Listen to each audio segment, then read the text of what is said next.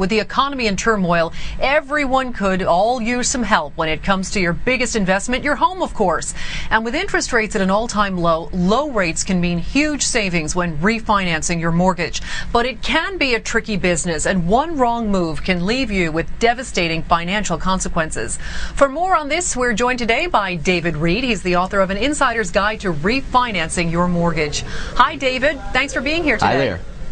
Thanks for having me. Appreciate it. So let's get right to it, and right from the beginning, why should we refinance? And now is a pretty good time to do it, right? Well, it is. No one can predict the future. We can certainly tell what's going on right now, and rates are at record lows.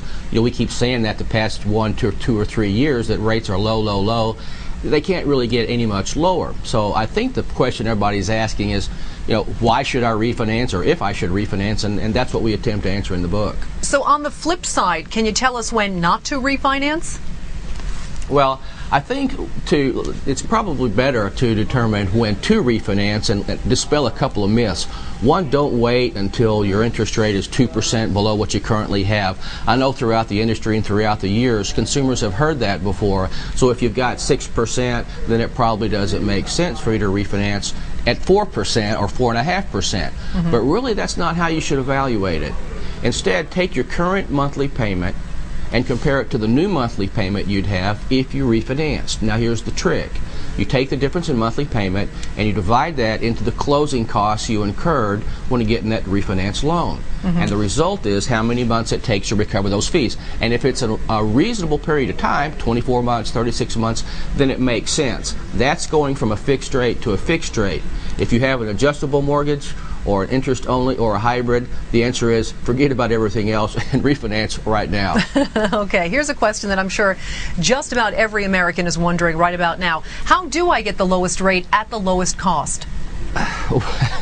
Yeah, I've been asked that a few times before. Understand first of all that mortgage rates change throughout the day. I mean, typically in 1/8% increments, but I've seen 1/4% changes. So as you and I are talking here, interest rates are moving. So it is a moving target. The first thing we don't want to do is look at old news, and old news is anything in print, anything that's posted elsewhere, because the reason that those rates aren't any good is the market is fluid. So what do? How do you find the best rate? First, contact the lenders or the loan officers maybe that you've worked with in the past and start making some phone calls. Ask them what their rates are.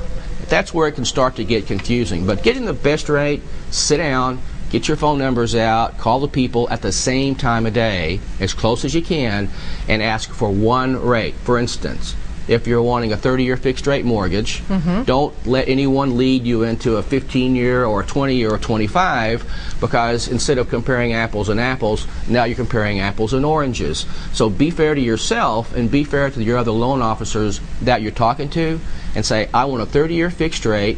Here's my loan amount, and I want it for 30 days. What is your rate today? All right. And if you do that, just do that, and you'll be a lot easier to pick that rate out. And I know, David, that you have some tips on how to negotiate those closing costs. Is there an art to this?